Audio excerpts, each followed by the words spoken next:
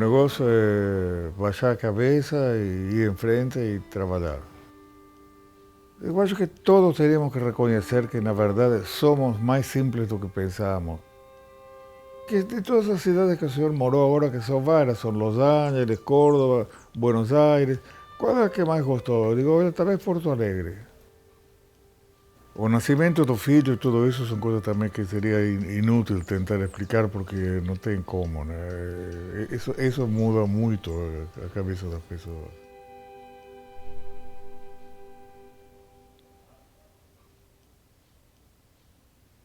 Então, quando eu falo Ivan Esquerdo, eu estou falando aqui na capacidade dele de formar bons pesquisadores e de inocular esse DNA, vamos chamar assim, da investigação, da curiosidade, da performance, da boa performance acadêmica, dos bons princípios e das boas práticas. É uma pessoa coerente, né, com as ideias dele, e que ele tem a humildade de não se achar como muitas pessoas que recebem uma coisinha desse tamanho e já sobem no pedestal, né? Ele nunca subiu no pedestal. Um aspecto importante, o doutor Esquerdo, durante alguns anos, foi um dos pesquisadores brasileiros mais citados no exterior. Isso, por si só, já deixa claro qual o papel dele e qual a contribuição dele. O legado do doutor Esquerdo não é medido em termos de PUC ou em termos de Rio Grande do Sul. O legado do Esquerdo é medido numa escala da ciência mundial, na área em que ele atua e que ele desenvolveu suas pesquisas sobre a memória na área de neurociências. Então, o Esquerdo ele foi um dos pioneiros da neurociência brasileira. Junto com alguns pesquisadores do estado de São Paulo e do Rio de Janeiro na época, ele é um dos pilares dessa história. Quando ele está produzindo ciência que muda o mundo, ele está mudando o seu microambiente de uma forma muito impactante. O esquerdo é tipo ame ou deixo, né? É muito difícil tu ser neutro para o esquerdo. Posso te dizer que é uma das pessoas mais impressionantes, mais queridas, mais apaixonantes, mais intensas que eu já conheci. Como eu fui orientado durante muitos anos, todos os pedidos de bolsa, de coisas que eu fiz, ele sempre tinha que ter uma carta de recomendação, né? Até hoje tem, e o mestre sempre fazia as cartas para mim, né? Então, assim, ele sempre dizia que ele não sabia, às vezes, quem era o mestre e quem era o aluno, porque ele estava sempre aprendendo comigo, assim como eu aprendia com ele. E isso foi uma coisa que me marcou muito, né? E porque, assim, não tinha comparação o quanto ele sabia, né? Na verdade, somos todos seres humanos, somos todos com virtudes e defeitos. E não tem, uma vez que nascemos e estamos circulando por aí, já não tem nada de que se gabar disso aí. Somos o que somos.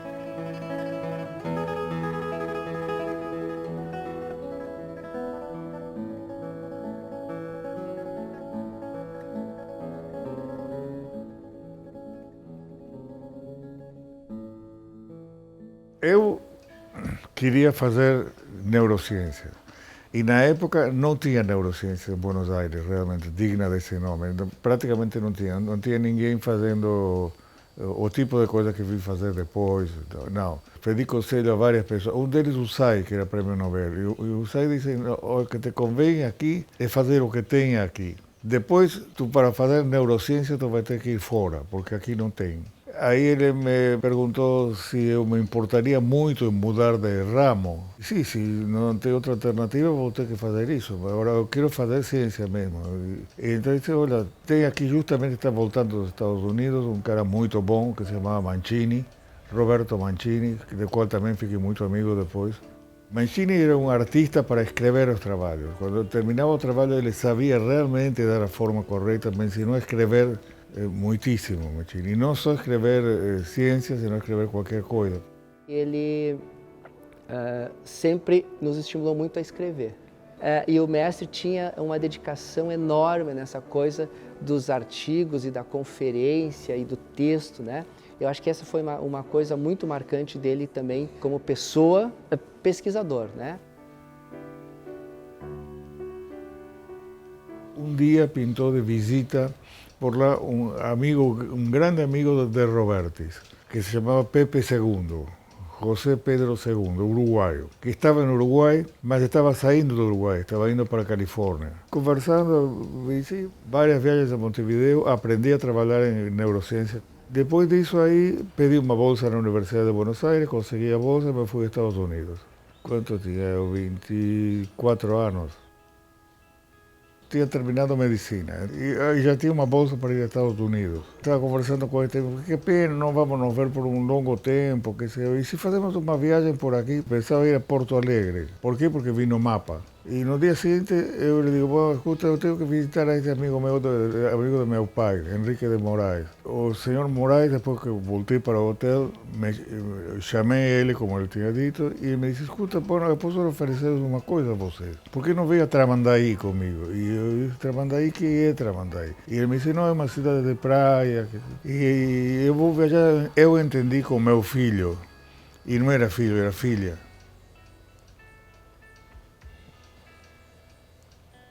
Eu estava sentada lá atrás e ele entrou, né?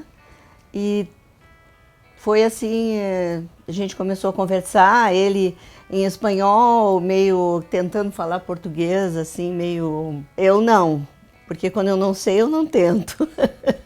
Tinha me declarado até oficialmente para o pai da Ivone, que eu queria casar com a filha. Me chamou a atenção que ele fosse tão jovem, apesar de já ter todas essas qualificações, né? Começamos a nos escrever, ele me mandou uma primeira carta quando voltou para Buenos Aires, e eu respondi. Dessas cartas a gente tem todas guardadas. Mas eu estava nos Estados Unidos e a Ivone estava em Porto Alegre, então daí fazer o quê se não esperar? No começo foi difícil porque o correio demorava tipo 1 semana, 10 dias. Na metade da bolsa eu voltei, nos casamos e aí continuamos a viagem. Ele tinha proposto um casamento por procuração e eu iria para lá. E meu pai disse, não, se tu quiseres tu vens aqui buscar a tua noiva. Bom, e assim foi, né? Meses depois ele veio. E depois de Nova York a Los Angeles, que era o polo oposto. Los Angeles com calorzinho californiano, sol, paraíso para nós. Los Angeles continua sendo para mim, de certa forma, minha segunda pátria ou algo parecido. Eu tenho um grande afeto por Los Angeles. Parte do que eu sou hoje, uma parte importante, vem daí. O nosso primeiro filho nasceu lá, no mesmo hospital que ele trabalhava.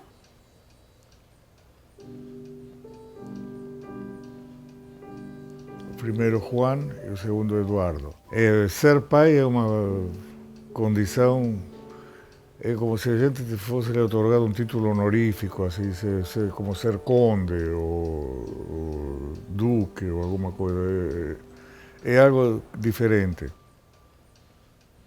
A gente não é o ponto final de uma linha, senão que é um ponto dentro de uma linha longa, né?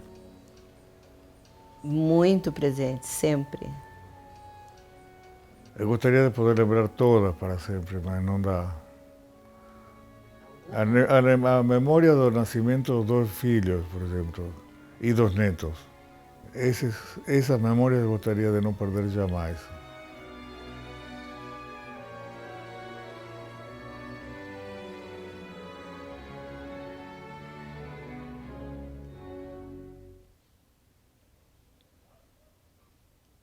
Dois anos na Califórnia. Depois, estando em Buenos Aires, surgiu um professor da Universidade de Córdoba, da Argentina. Córdoba é uma cidade belíssima, uma cidade magnífica realmente. Que memórias que o senhor gostaria de esquecer? Aquela memória do período do governo militar. Essas, todas elas. A situação política foi deteriorando, ficando, a gente consegue ficar fora até certo ponto, mas chega um ponto que tu te vês, assim, de repente, envolvido sem querer, sem... Os anos em que a Argentina estava sendo tomada por um golpe militar, que foi terrível. Não foi tão terrível como o que veio mais tarde, mas foi terrível, foi o prólogo do que veio depois, que foi muito ruim. O primeiro incidente grave lá foi em 68. Não sei se ouviram falar do Cordobaço. Eu gostava lá, eu gostava de trabalhar lá muito, porque tinha uma equipe de gente fantástica lá. Foram períodos de infâmia, períodos de maldade pela maldade em si. Não era para ficar aguentando essas coisas e ameaças e tudo. A gente não tinha necessidade disso.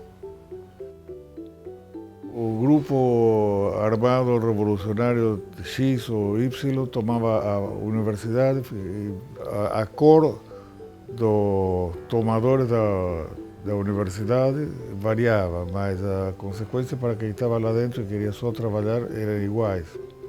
E aconteceu tudo que aconteceu depois, quer dizer, a gente estava com o telefone grampeado. Eu estava falando com um cara que me oferecia uma posição em Buenos Aires. E esse sim era de esquerda, o cara. Bom, aí me telefona e que eu não quero voltar a Buenos Aires agora, que tá bom, eu estou decano da faculdade e tal. Porque aí em Córdoba está muito revoltoso todo, aqui em Buenos Aires é mais pacata a vida. Eu digo, não sei se é tão pacata a vida em Buenos Aires, eu acho que não muito. Bom, conversamos. E disse, bom, qualquer coisa que tu mudar de ideia, me chama, me telefona, que se tá, mal volta o telefone aí, toca outra vez. Rim. Não tinha tirado a mão do telefone. E continua falando com bolcheviques, como esse cara daí, vamos lhe cuidar a ti e a toda a tua família. Long, corte, aí pendurei o telefone outra vez. Esse era um grupo de extrema direita. Mas a questão é que tivemos que vir embora. Aí nos demos conta que na Argentina a coisa estava realmente se apodrecendo dia a dia, estava ficando cada vez mais insuportável viver lá. Todos devemos vir para o Brasil. Por que Brasil? Porque o Brasil também tem uma ditadura militar em exercício. Uma porque era mais branda que a Argentina e a outra porque estavam os pais da Ivone aqui.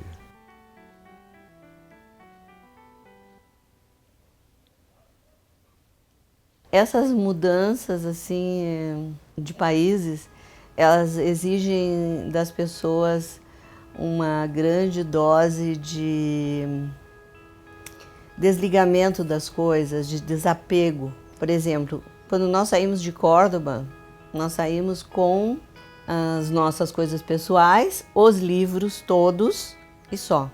A ideia não era ficar no Brasil, era passar um tempo aqui e nos mandar talvez para Estados Unidos ou alguma coisa assim. Que o Esquerdo, quando veio da Argentina, já tinha estado aqui na URGS, em Porto Alegre, um período curto. Foi quando eu rapidamente conheci o Esquerdo. Depois ele foi para São Paulo e muito tempo depois eu fui fazer doutorado com ele em São Paulo. Aqui em Porto Alegre, naquela época não tinha quase nenhuma condição de fazer pesquisa. Mas em São Paulo, uma noite, a noite do meu 40º aniversário. A Ivone, ele, mais um pessoal, acabou caindo no assunto da possibilidade de ele voltar, tinha gostado de estar em Porto Alegre. E eu digo, opa, isso aí é uma oportunidade de ouro, né, para a ciência gaúcha, né? Porque realmente é uma cidade que tem um tamanho adequado, na época não era tão grande assim como é hoje, era menos. Eu vim conversar com o Di que em poucas horas se fez o contrato do Esquerdo e o Esquerdo acabou voltando para a URGS para mudar para sempre, para melhor, a bioquímica, a ciência gaúcha e todo o impacto que ele teve. Foi uma noite muito importante para a minha vida e para a vida da ciência gaúcha. Era uma família estendida, né, ao departamento de bioquímica, e ele era uma parte muito importante disso, né? Sempre gostou de dividir aquilo que ele sabe. A busca por trabalho fora do Brasil foi parando, porque comecei a me sentir bem aqui. E começamos, todos estávamos em casa aqui, realmente. Os pais da Ivone moraram aqui, já tínhamos amigos de antes aqui, toda a turma da Ivone, outros que fizemos depois. Então, era o lugar para vir, era Porto Alegre. Desde 74 estou aqui e não saio daqui nem a pau. A vinda para a PUC foi que me aposentava na URGS e já isso me propôs vir para a PUC e aí estou desde então muito contente, porque era ou terminar porque me aposentava ou continuar mais alguns anos e os anos estão sendo bastante. e estou continuando, quer dizer que fiz bem. Eu era diretor do IPB, de Pesquisas Biomédicas. A linha que começou a se destacar dentro do Instituto foi a área de neurociência. Pensava, disse assim, bom, isso aqui está crescendo, só que precisa agregar pesquisadores sêniores e que ajudem nessa construção de uma neurociência forte na Pontifícia Universidade Católica do Rio Grande do Sul. Bom, o INSER por si só já foi um processo maravilhoso, né, de construção conjunta, tendo o doutor Esquerdo como uma pessoa absolutamente chave nesse processo, assim como o doutor Jaderson, é uma dupla do mais alto nível, né, no processo de concepção do Instituto do Cérebro do Rio Grande do Sul, certamente o centro de neurociências mais desenvolvido e melhor equipado da América Latina. Eu estava mais envolvido com questões na época relacionadas a convulsões, barreira sangue-cérebro, e o professor Esquerdo tinha pesquisas muito interessantes na área de comportamento animal, e já vi o interesse dele pela memória. Por exemplo, trabalhamos muito em extinção, de como a pessoa faz para abafar e evitar a evocação de uma coisa que aprendeu. A gente tem que investir nas pessoas. O cérebro é o local onde estão os cérebros. Equipamentos, laboratórios, espaços são importantes, lógico, era uma preocupação minha, mas não é o mais importante. O mais importante era a pessoa, e as pessoas chamam-se professor Ivan Esquerdo. Isso é uma valorização de uma nova forma de trabalho, de sair da função pública para uma instituição privada. Que eu já tinha experiência de instituições privadas, ele não tinha. Trabalhamos com pouquíssimos meios, mas conseguimos fazer coisas porque tem uma equipe de gente fantástica. Acho que o Esquerdo orientou uma centena de cientistas, né, na vida toda, um pouco mais talvez. E ele era muito generoso no sentido de ter muita paciência, explicar como é que eram as coisas, como é que se interpretava e tal. Cobrava que a gente começasse o mais rápido possível a ser independente. E além disso, é uma pessoa que se preocupa, além de mostrar para a comunidade científica os seus achados e as suas percepções, ele é um homem que divulga muito bem. Eu acho que nós tivemos a oportunidade de conviver com ele como orientador e poder escolher ficar amigo dele. Trabalhei em memória em Buenos Aires, Córdoba, e depois aí São Paulo trabalhei em memória, Porto Alegre, e daí continuei sempre trabalhando em memória. Daí. Na medicina, no segundo ano, sim, me virei completamente para o lado da pesquisa, porque aconteceu uma coisa, era no ano 55 isso aí.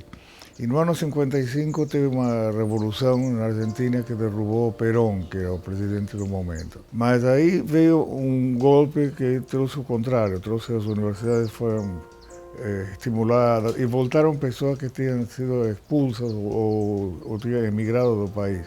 Então era um momento assim de apogeu, era um estímulo. Só a presença deles já era um estímulo para os mais jovens querer fazer ciência igual que eles, igual que os grandes mestres que estão voltando, ou coisa assim. Quer dizer, um mestre é uma pessoa que forma, que ensina, que inspira as pessoas, que é muito respeitado não só pelo que ele faz, mas pelo que ele pensa também. Mas o Esquerdo ensinou sendo quem ele é. E a gente atesta que o que ele faz é importante pelo impacto que ele tem na ciência. Compreender a memória como o Esquerdo compreendeu e divulgou, muda a maneira das pessoas serem professores e serem alunos. Esse talvez seja um legado que às vezes eu nunca tinha falado sobre isso, mas que talvez nem o Esquerdo tenha se dado conta. Os cientistas se formam geralmente na universidade. Pouquíssimos se formam na indústria ou em instituições paralelas às universidades. Ao mesmo tempo que formava, estabelecer uma linha de pesquisa e memória, esclarecendo mecanismos da memória e do esquecimento. Elas estão permitindo e permitiram que outras pesquisas dessem outros saltos, uma vez que essa base ele construiu de uma forma muito elegante e apropriada.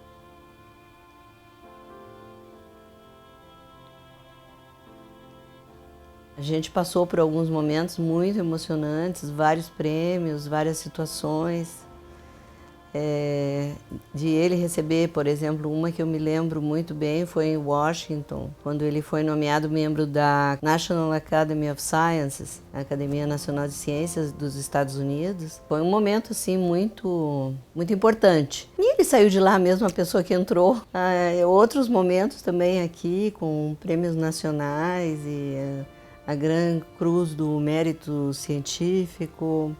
O doutor Esquerdo, quando ele foi a Brasília, recebeu a Comenda Nacional do Mérito Científico, né, a mais alta honraria concedida a um pesquisador no nosso país. Representava não só ele mesmo, enquanto cientista, enquanto uma personalidade da ciência mundial, mas também o Instituto do Cérebro, a Faculdade de Medicina, a PUC, né?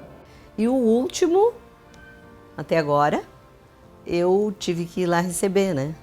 Então isso aí foi uma experiência também muito marcante. Eu estava assim meio que anestesiada. Felizmente o que eu falei, o que ele escreveu, não fui eu que escrevi, foi ele. Sinto mais que orgulho, uma satisfação muito plena, muito grande. Eu me sinto satisfeito por todas essas coisas e fui eu que fiz, olha só, né? É um pouco isso, assim, um pouco... Não é deslumbramento, senão reconhecimento de que foram coisas que valeram a pena.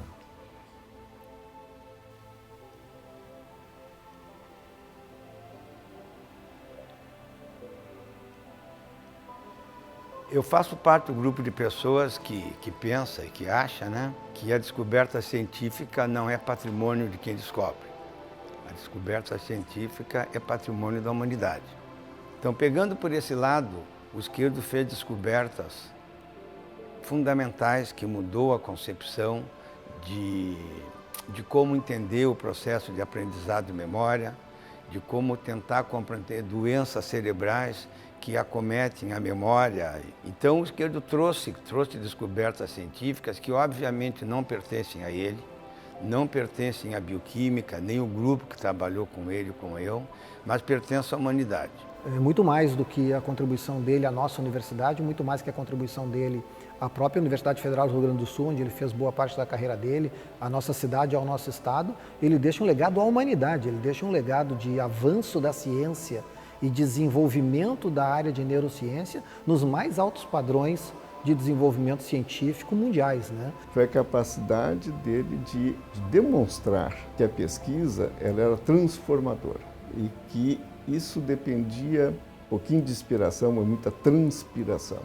E isso ele fez. Pelo exemplo dele, né, pelo fato dele existir e fazer o que ele faz, e pelo fato de ser uma pessoa inspiradora como ele acabou criando essa cultura da pesquisa científica. Posso dizer que tem hoje em dia gerações de pesquisadores que têm a marca, né, do Esquerdo como assim o pai, né, o iniciador de tentar fazer as coisas no limite do conhecimento. Mas mudou a nossa maneira de fazer ciência, mudou a nossa maneira de ver a vida. Eu certamente sou muito o que eu sou hoje porque eu conheci o Esquerdo e acho que sou muito feliz por entender a intensidade de vida que ele transmite para as pessoas, inclusive para mim.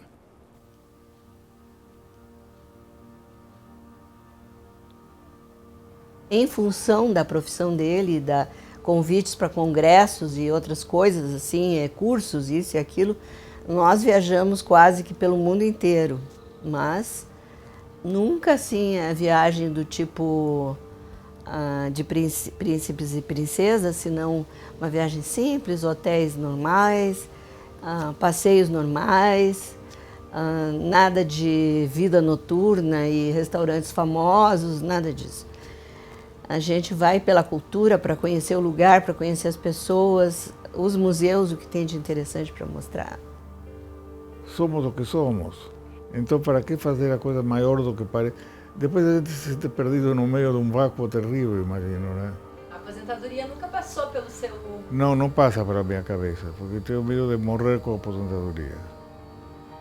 Eu prefiro morrer de repente, em algum momento extemporâneo, mas não que estou querendo ainda continuar e não posso porque morri. Nunca pensei que ia ter tanta viagem para lá e para cá, carregando família e um monte de coisa. Mas imaginei que seria algo parecido ao que está sendo minha caminhada.